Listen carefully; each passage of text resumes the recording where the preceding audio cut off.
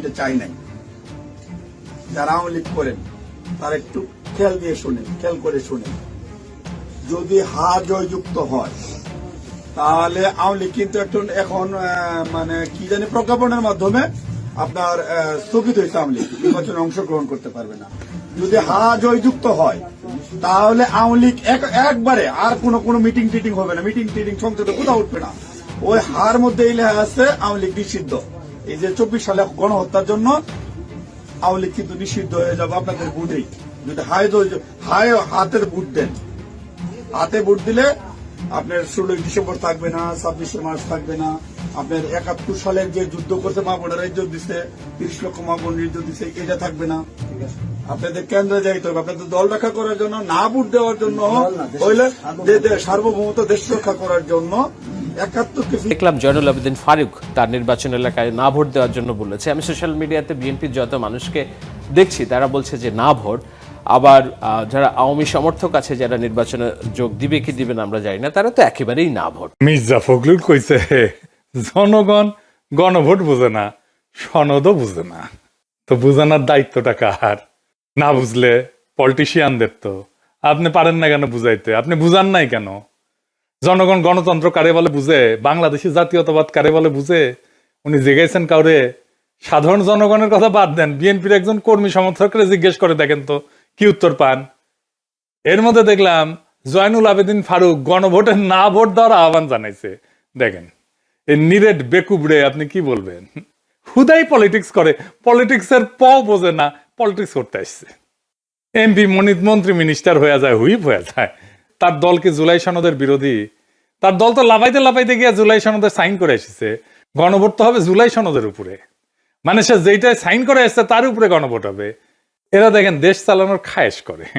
আচ্ছা, তর্কের খাতিরে ধরে নিলাম বিএনপি জুলাই সনদের বিরুদ্ধে, তারপরে ধরেন গণভোট হয়েছে এবং জুলাই সনদ বিরোধীরা মানে বিএনপি আর আওয়ামী লীগও তো জুলাই সনদের বিরোধী, তারা না ভোট দিছে, ফলে গণভোটে না জিতে গেছে। তাইলে রক্তে লেখা জুলাই সনদের পরিণতি কি হবে?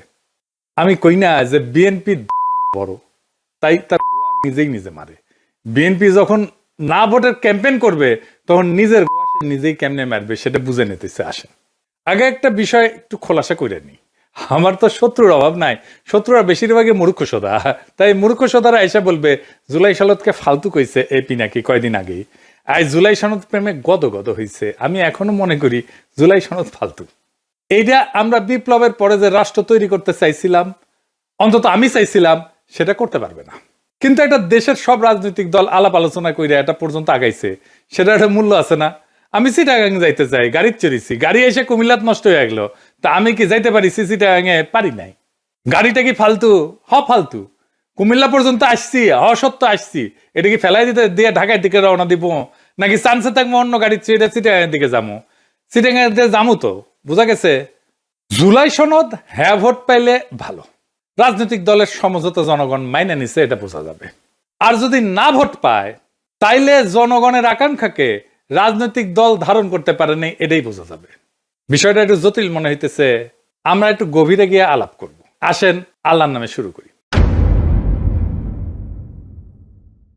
অনেক এখন কইতেছে গণভোটে না জয়ী হইলে আমরা কি 2024-এর 5ই আগস্টের আগে ফিরে যাব? না, যাব না। কেন যাব না সেটা বুঝতে হইলে একটা গভীর দার্শনিক আলাপে প্রবেশ করতে হবে। আবার ডরেন না, চেলচেলায় বুঝা যাবেন। এই বিষয়গুলো বোঝা দরকার আছে সবার। এটা না বুঝলে রাজনৈতিক দলগুলো সবসময় মাথায় কাঁঠাল ভেঙে খাবে আর ধুনফুন বুঝাবে, ওরা নিজেরাই বুঝে না। তো ইতিহাসকে, রাজনীতিকে, ঘটনাকে ব্যাখ্যা করতে শিখবেন, তাইলে মজা লাগবে। এরপরে কখনো পিনাকির ভিডিও যদি নাও আসে তাইলে নিজে পথ চিনে নিতে পারবেন। এটাতেই বুঝবেন কেন হাসিনা বা আওয়ামী লীগের প্রত্যাবর্তন আর সম্ভব না। এই দার্শনিক আলোচনায় বুঝবেন কেন বাংলাদেশ আর কখনো পাকিস্তান হবে না, এটাও বুঝবেন। কেন বাংলাদেশকে আর কখনো পদানত করতে পারবে না ইন্ডিয়া, এটাও বুঝবেন।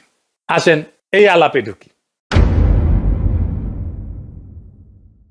2024 বলেন, 1971 বলেন, বা ফরাসি বিপ্লব বলেন, এগুলো বুঝতে হলে আমাদের একজন ফরাসি দার্শনিক আলাবাদিউরের শরণাপন্ন হইতে হবে, নাইলে আমরা কখনো 2024 বুঝবো না। আর সারাক্ষণ আতঙ্কে থাকবো এই হাসিনা বোধহয় চট করে ঢুকে গেল, আবার ফেজিবাদ ফিরে আসলো নাকি। উনি জন্ম নিয়েছিলেন 1937 সালে, আমার চাইতে 30 বছরের বড়। একজন ফরাসি দার্শনিক, সাহিত্যিক, নাট্যকার, রাজনৈতিক চিন্তাবিদ, একসাথে মেলা কিছু, একই অঙ্গে অনেক রূপ। এলাহাবাদীও জনগণের জীবনের সেই মুহূর্তগুলোকে বুঝতে চান, বোঝাইতে চান, যেখানে পুরনো নিয়ম ভেঙে পড়ে এবং নতুন সত্য জন্ম নেয়। আমাদের জন্য খুবই প্রাসঙ্গিক। তিনি মনে করেন সত্য নির্দিষ্ট ঘটনার মাধ্যমে প্রকাশিত হয় এবং মানুষ সেই সত্যর মাধ্যমে নতুন পরিচয় তৈরি করে। তার মূল দার্শনিক অবদানগুলোর মধ্যে একটা হইতেছে ইভেন্ট থিওরি। এরই ওনার সবচেয়ে বড় অবদান। তিনি বলেন যে সমাজ সাধারণত স্থিতিশীল অবস্থায় থাকে, এটাতে উনি বলছেন বিইং। হাসিনার আমলে যখন সবাই মনে করতেছিল আর কিছু হবে না, হাসিনা না মরা পর্যন্ত ক্ষমতায় থাকবে, সেইটা হইতেছে বিইং। কিন্তু হঠাৎ কিছু মুহূর্ত আসে যখন আগে সব নিয়ম ভেঙে যায়, এটাকে বলেন উনি ইভেন্ট, এবং নতুন সত্য তৈরি হয়। আর যারা সেই সত্যকে ধারণ করে তারা হয়ে ওঠে সাবজেক্ট। চারটা ধারণা: বিইং, ইভেন্ট, ট্রুথ, সাবজেক্ট। এটাই উনার দর্শনের কেন্দ্র। কঠিন লাগতেছে? লাগারই কথা, আমারও কঠিন লাগেছিল, বুঝতে মেলা সময় গেছে। আচ্ছা, আরো একটু বুঝাই বলতেছি। হ্যাঁ, বিইং বা অস্তিত্ব বা স্থিতাবস্থা, এটা বলতে বোঝায় যে যে অবস্থায় সবকিছু চলতে থাকে, সেখানে নিয়ম, অভ্যাস, রীতি, ক্ষমতা সব স্থির হয়ে থাকে, সেখানে সত্য প্রকাশ পায় না, সেখানে মানুষ নিজেদের গভীর সম্ভাবনাকে চেনে না। আমরা কি করতে পারি, আমাদের পক্ষে কি করা সম্ভব, মানুষ বুঝতে পারে না। যেমন হাসিনার শাসন যে টিকবে না, এটা অনেকে বুঝতে পারে নাই। এটি স্থিতাবস্থা। এটা যারা দেখতে পারে, যারা বলে হাসিনা টিকবে না, তারা তাদেরকে উপহাস করছে। এইটাকে স্বাভাবিক চলমান অবস্থা বলে, যেখানে পৃথিবী যেমন আছে তেমনই থাকবে। এই অবস্থায় মানুষ এবং সমাজ নিজেদের সীমাবদ্ধতা আর শক্তি নিয়ে সচেতন না, তার মধ্যে পরিবর্তনের কোনো আকাঙ্ক্ষা জাগে না, শুধু চলিচ্ছে চলিচ্ছে আর চলিচ্ছে। তার মানে বিইং হইতেছে স্থির, অভ্যস্ত, নিয়ম মাফিক অস্তিত্ব। এখন অনেকে কয় না যে পিনাকি দেশটাকে অস্থিতিশীল রাখতে চায়, এরা হইতেছে সেই স্থিতাবস্থার ফুট সোলজার, যারা চায় বাংলাদেশ আগে যেমন ছিল সেরকমই থাকুক। 2 নম্বরে হইতেছে ইভেন্ট বা বিচ্ছেদ মুহূর্ত। ইভেন্ট হইল যেই মুহূর্ত স্বাভাবিক অবস্থার ভিত ফাটায় চুরমার কইরা দেয়। এই বিইং বা স্বাভাবিক অবস্থা, স্থিতাবস্থা, এটার ভিত একেবারে চুরমার করে দেয়, ওইটাকে ভেঙে নতুন সম্ভাবনার দ্বার খুলে দেয়। যার আগমনটা আগের নিয়ম দিয়ে ব্যাখ্যা করা যায় না, যা হঠাৎ সত্যের আবির্ভাব ঘটায়। তাই ইভেন্ট আসলে একটা বিচ্ছেদ। এটাকে উনি বলছেন রাপসার, ভেঙে পড়ে, যেখানে পৃথিবী আগের মতো থাকে না, বাংলাদেশ আগের মতো নাই। 2024-এর অগাস্ট বিপ্লবের পরে এই ইভেন্টে হঠাৎ সত্যের উদ্ভব ঘটায়, পুরানো নিয়ম থেকে বিচ্ছেদ ঘটায়। 2024 সেই ইভেন্ট, সেই রাপসার, সময়ের গর্ভ থেকে চিৎকার করে রক্তস্নাত হয়ে জন্ম নেওয়া নতুন সময়। এরপরে আসে ট্রুথ। এই ট্রুথ মানে সত্য না, এই ট্রুথ হইল ইভেন্ট থেকে জন্ম নেওয়া এক নতুন সম্ভাবনা, এক নতুন নীতি, এক নতুন দিশা, যা সেই স্থিতাবস্থার পুরনো নিয়মকে চ্যালেঞ্জ করে, যা ধীরে ধীরে বাস্তবতাকে পরিবর্তন করতে পারে। তার মানে ট্রুথ একটা পথ, যা ইভেন্টের ভিতর থেকে উঠে আসে এবং ধীরে ধীরে পৃথিবীকে নতুন ভাবে প্রকাশ করে।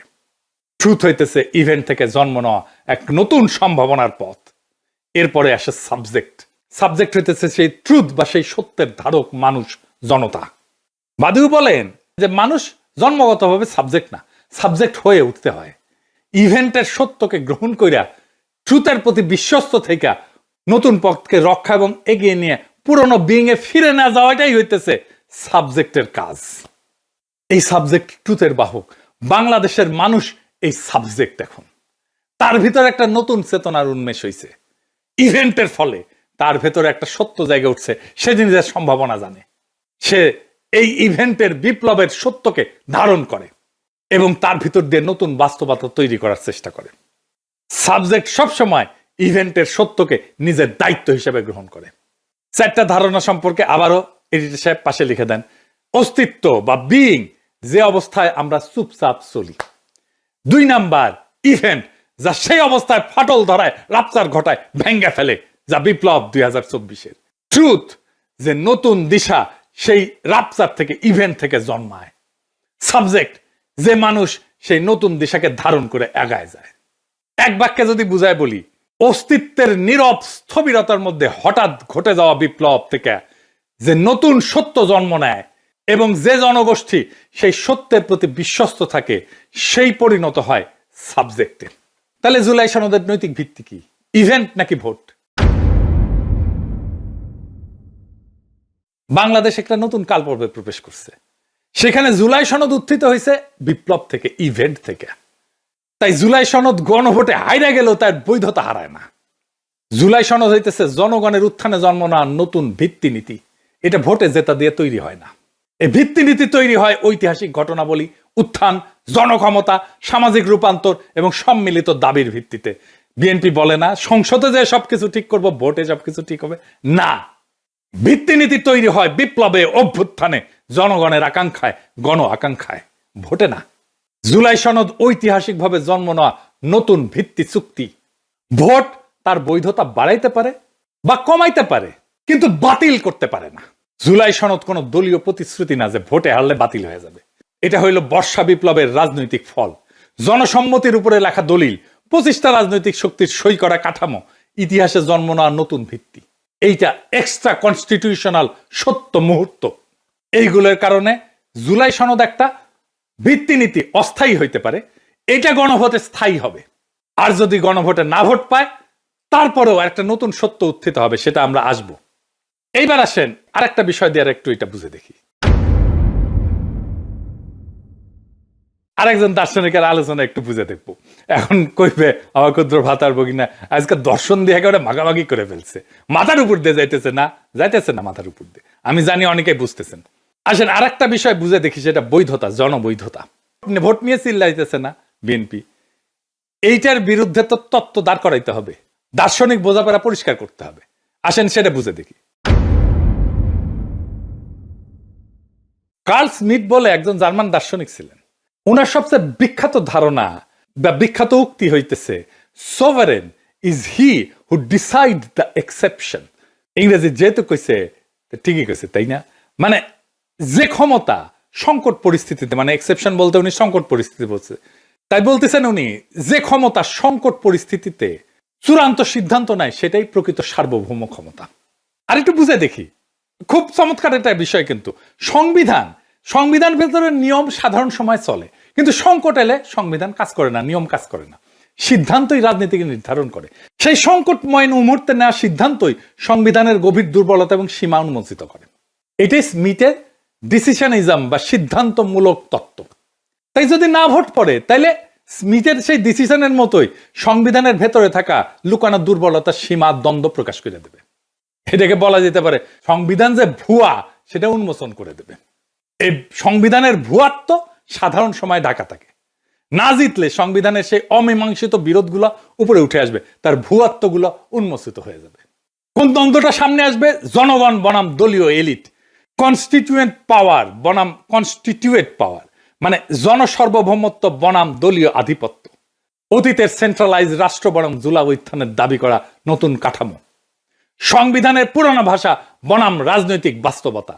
সংবিধান সাধারণ সময়কে নিজেকে সম্পূর্ণ দেখাইলেও স্মিথের মতে সংকটে তার আসল দুর্বলতা প্রকাশ পায়।